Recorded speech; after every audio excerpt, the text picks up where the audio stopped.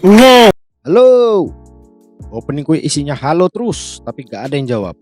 Aku tuh nyariin film ini susah banget, walaupun ada rata-rata kualitas resolusinya 360. Akhirnya ketemu yang 720. Karena film lama, jadi susah nyari HD quality gitu. Ini film komedi terbangke yang pernah aku tonton zaman kuliah dulu. Memorable banget, makanya mau aku bagiin ke kalian. Film komedi asal Prancis ini dirilis 2004. Entah kalian udah lahir apa belum. Inti film ini tuh Sampo, dan kisahnya itu zaman prasejarah gitu. Unik lah pokoknya. Biar gak penasaran, yuk kita langsung kasih paham aja. Ini dia. Rrrr. R-nya 7 kali.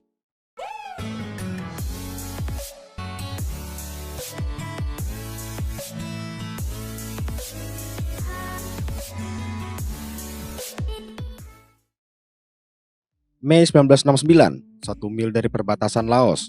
Divisi Infanteri Angkatan Darat AS-101 maju di Bukit 937. Itu hanya misi pengintaian. Bagi Vietnam, 937 itu titik strategis. 12 orang bertempur buat kelarin misi dalam 2 jam. Dan itu berlangsung selama 9 hari. Tapi, film ini gak ceritain kisah mereka. Ini bukan aku ngarang, emang opening filmnya gitu. Baru mulai aja dengan ngeselin kan? Terlihat pemandangan hutan dan perbukitan di zaman itu. Ada mamut, kuda mod, ayam mod, cacing mod. Aku gak ngarang nama mereka ya. Emang gitu dari filmnya. Film pun dimulai. Tidak menyadari kejahatan, hanya takut malam. Itu narasi awal di film. Seorang pria gundul berkepang, dia ketua dari suatu suku. Dia absen warganya. Pierre, Pierre, Pierre. Aku gak ngarang lagi. Emang nama mereka semua sama. Pierre, présent. Pierre. Terlihat 2 Pierre yang absen lagi nyantui. Biar gampang kita panggil aja si Pirang dan si Keriting. Si Pirang bilang, rambutmu aneh, dulu zaman sekolah lurus. Si Keriting bilang dari dulu udah gini, sampai cucu-cucuku juga nanti begini. Pindah ke kepala suku yang kita panggil aja si Gundul. Babysitter balik bawa anak-anaknya. Si Gundul bilang, tadi pagi anak kita 12, kok kurang 1? Babysitter bilang, oh 1 dimakan binatang buas tadi. Si Gundul jawab, C'est ça, on en avait 12. gitu aja, anakmu mati masih. Ditanya berapa biaya ngasuh anaknya, katanya setengah ekor bayi celeng mod. Dibayar seekor, dipotong jadi 2, dan disuruh simpan aja kembaliannya. Apaan sih? Ada petugas hansip yang ngabarin kalau udah mau malam, dan dijawab, diamlah. Itu emang cara jawabnya ya. Anak-anak si Gundul lagi nonton lukisan yang disuruh matiin. Adegan pindah ke seorang wanita berambut gimbal dan kotor. Mereka adalah suku rambut kotor dan berlumpur. Selama berabad-abad mereka perang dengan tetangga mereka demi resep sampo. Mereka melompat ke sungai untuk bertempur rebut sampo dan gak bisa berenang. Adegan pindah ke 2 suku kotor lain yang lagi nyiapin jebakan. Mereka ngumpet waktu ada yang datang. Faire un trou en fait. Sungguh jenius, gak ada lubangnya. Malamnya mereka rapat. Karena selama 800 tahun selalu gagal dalam perang sampo. Kepala suku bilang, ini saranku, gimana menurut kalian? Seorang pria bilang, kau aja belum ngomong apa-apa. Kembali ke suku rambut bersih, mereka absen pagi lagi dan minta dukun buat doakan mereka sebelum berburu. Si dukun komat kamit dan si Gundul tanya, kau ngomong apa? Dukun bilang, itu bahasa baru yang dia buat. Si Gundul suruh pakai bahasa lama aja. Selesai didoakan, mereka berangkat berburu. Sekelompok orang lagi berburu ngejar kelinci mod, sedangkan Pirang dan Keriting masih nyantui di posisi kemarin. Si Keriting bahas wanita idaman sambil makan jeruk. Dia mau yang keriting kayak dia. Dan yang dimakan kulitnya. Pembicaraan mereka didengar oleh seseorang dari suku rambut kotor. Dia larungin sesuatu ke sungai yang dipungut si Keriting. Tapi gak diliatin isinya. Si Pirang tanya Keriting, gimana menurut dia istri si Gundul? Keriting bilang, dia takut. Si Pirang bilang, dia Pirang dan Keriting nyari si Gundul buat ngasih temuan mereka. Isinya itu surat dari kepala suku rambut kotor. Dia bilang dia sandra seseorang. Dan yang disandra? Moi-même. La preuve, voici ma main. Diri dia sendiri. Dan diberi potongan tangan sebagai bukti. Dia bilang kasih dia resep sampo sebelum matahari terbenam. Atau dia akan mengeksekusi dirinya sendiri. Yang dijawab Gundul, bodoh. Emang beneran gokil nih film. Dan kepala suku rambut kotor? Ngakak. Malam lagi si babysitter lagi buat api. Terlihat bayangan orang di sana. Dia terkejut karena itu si dukun. Babysitter diserang tidak seperti film pada umumnya. Si babysitter sangat kuat, dihajar berkali-kali baru koin. Lanjut ke pagi, babysitter yang modar didatengin si Gundul. Di sana udah ada Pirang dan Keriting. Menurut mereka itu serangan binatang. Seorang pria bilang jasadnya utuh. Sedangkan hewan membunuh buat makan. Yang dijawab Pirang tidak. Si pria narik Pirang buat ngasih lihat contoh, adegan contoh yang sangat realistis diperagakan.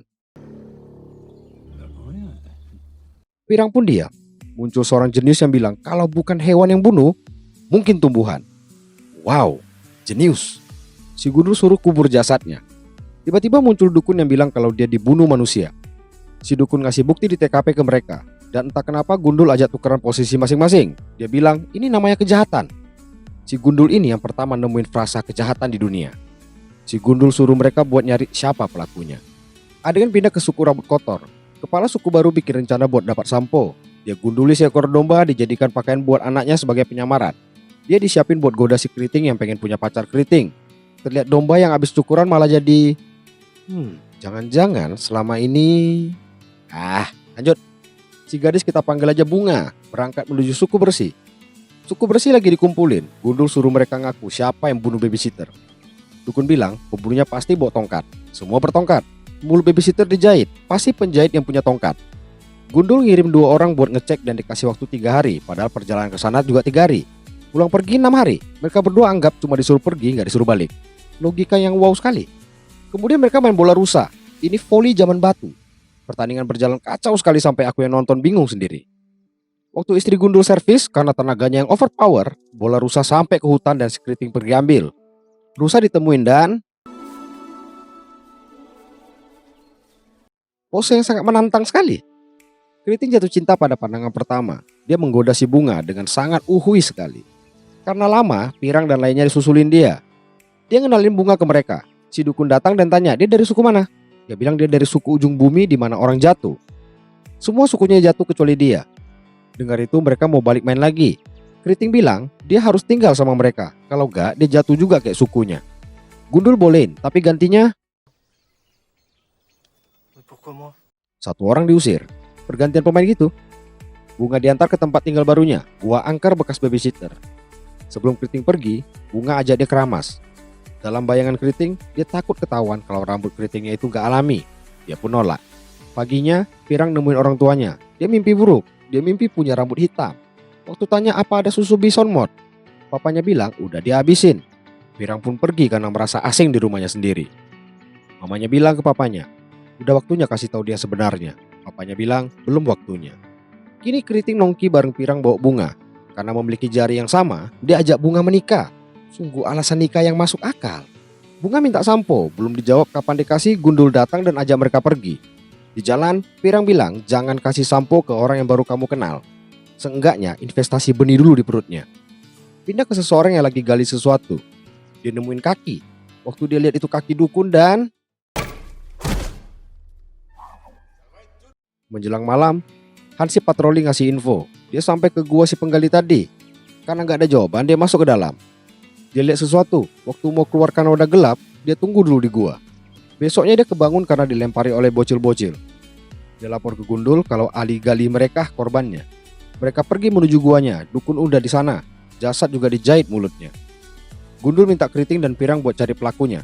Dan kalau berhasil, mereka bebas tugas berburu seumur hidup. Tambah beberapa hari.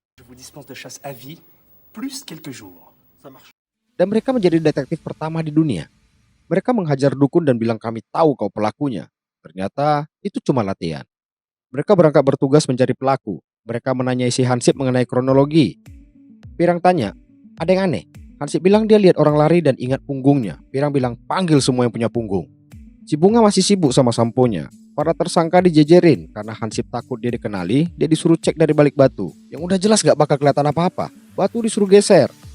Digeserlah sama istri Gundul. Kuat sekali dia. Hansip bilang, gimana caranya aku kenali punggung? Dia pun disuruh balik aja karena udah kelar jadi saksi. Dari percakapan, Pirang bilang istri Gundul dulu mantannya. Balik ke kedua orang yang dikirim ke penjual tongkat. Mereka udah sampai dan tanya, apa ada tukang jahit yang beli tongkat? Dijawab, gak ada. Dan mereka pun pulang. Udah, gitu aja. Di tepi sungai, Gundul tanya mereka, kira-kira kenapa dia jahit mereka? Dijawab Bunga untuk bikin senar gitar. Pembunuhnya itu gitaris penjahit. Oke, mantap. Mereka disuruh cari gitaris penjahit. Pirang bilang sekolah Strap and Stitch. Mereka tiba di sekolah itu. Dengan menunjukkan rencana detektifnya, mereka merhatiin murid sekitar yang cuma ada 1 orang. Pirang curiga dengan seorang cewek. saat si cewek lagi diajari gurunya, mereka gerak dan ngejar. Si cewek lari, terjadi aksi kejar-kejaran terseru dalam sejarah perfilman. Mereka ngindarin sebuah lubang. Si dua jenius tadi bikin lubang tapi nggak dikasih tutup. Waktu mulai gelap, mereka ambil sesuatu dan nandai posisi mereka. Besoknya mereka lanjut lagi dari posisi akhir semalam. Si cewek akhirnya tertangkap dan diborgol pakai lobster. Dia dibawa ke gua dan diinterogasi keriting. Waktu Pirang deketin, dia disuruh jelasin pakai kata-kata dan bukan gerakan. Jadi dari tadi kau tuh ngapain? Karena dia nggak fungsi, Pirang gantiin. Dia cuma bilang, sampai kau ngaku, diam dulu di sini. Datang si jenius yang nuduh pembunuhnya adalah tumbuhan. Dia disuruh awasin si cewek dan bener-bener diawasin. Kepala suku umumin kalau pembunuh udah ketangkap dan buat rayain diadakan pesta makan kuda Nil. Sebelum makan, mereka berterima kasih sama si cewek yang ditangkap. Karena kalau dia nggak bunuh, nggak ada perayaan makan ini. Masuk akal sih, tapi kok... lanjut. Si cewek bilang, bukan aku pembunuhnya, namun makasih udah disambut dengan hangat. Pesta makan pun dimulai. Di tengah pesta, datang si dukun nanya, kalian lagi ngerayain apa? Gundul bilang, pembunuh udah ketangkap. Kata dukun, kau akan membayar untuk ini. Bunga tanya, si dukun emang gitu dari dulu? Yang dijawab keriting, enggak. Pirang datengin Gundul dan minta izin tidur di tempatnya. Gundul bilang tempat tidur cuma satu. Dia bilang, aku bisa tidur di antara kau dan istrimu, dan dia dikasih izin. Keriting mau ngasih sampo ke Bunga. Tiba-tiba Bunga lihat ada tulang ayam di rambutnya. Dia bilang ke semua kalau keriting milinin rambutnya dan keritingnya itu gak alami. Dia pun ditertawakan semua orang. Karena kesal, keriting bilang kalau Bunga dari suku rambut kotor. Dia udah tahu dari awal, tapi anggap dia beda dan berhak buat bersih. Semua kaget. Bunga pergi dari sana. Keriting berusaha ngejar, tapi sekedarnya aja. Keriting ngasih tahu Gundul kalau dia dapat telepon. Yap, benar. Bukan aku lebay, tapi di filmnya beneran ada telepon. Gundul tanya, siapa penelpon itu? Dijawab dari seberang, aku si pembunuh. Gundul suruh keriting rekam pembicaraannya. Pembunuh bilang kalau salah tangkap, dia mau bunuh orang lagi besok. Pirang nanya siapa korbannya, dia bilang kejutan. Gundul tanya, kau di mana? Yang dijawab di sini. Korban bakal dia buang ke lubang berair dan telepon dimatikan. Pardon. Gundul putar ulang rekaman telepon tadi pakai keriting. Ada satu bagian dia suruh memperlambat dan katanya ada suara air di latar. Bisa gitu ya? Kok canggih?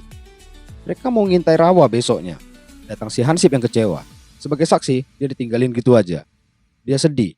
Dia pun pergi dari sana. Suka-suka kau lah. Di rawa, mereka udah berkamuflase dan nyiapin strategi serta nyiapin posisi kemungkinan si pembunuh datang.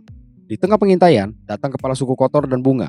Dia nggak terima anaknya dibilang kotor. Gundul pun dikasih paham. Bunga bilang, keriting pelakunya. Dia bilang biarpun rambut kami kotor, tapi kami kasih rumah buat kutu. Dia suruh mereka simpan aja samponya karena mereka mau menggaruk kepala dengan bangga. Kemudian pergi. Votre shampoing, j'en veux plus. Je retourne me gratter. Gundul ngeliat siluet pembunuh. Dia pun ngejar dengan kecepatan yang sangat tidak tinggi. Tiba-tiba,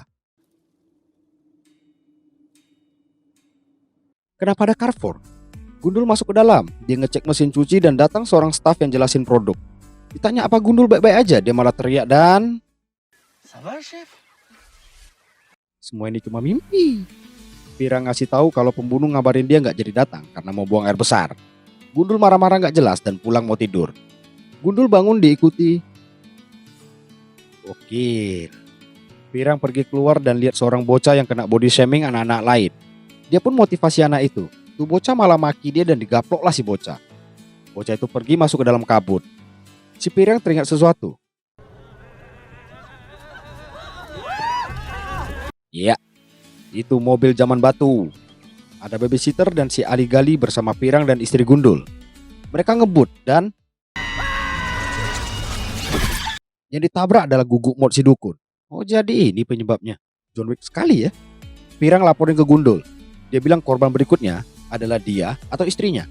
Kemudian dia ajak Gundul bicara empat mata. Dia ngaku udah bubuk bareng sama istrinya. Kejadian nabrak tadi itu waktu mereka selingkuh. Gundul kaget dan bilang aku juga bubuk bareng sama dia. Kata Pirang, kalau kita berdua mau terus bobok bareng dia, kita harus lindungi dia. Lah, iya toh?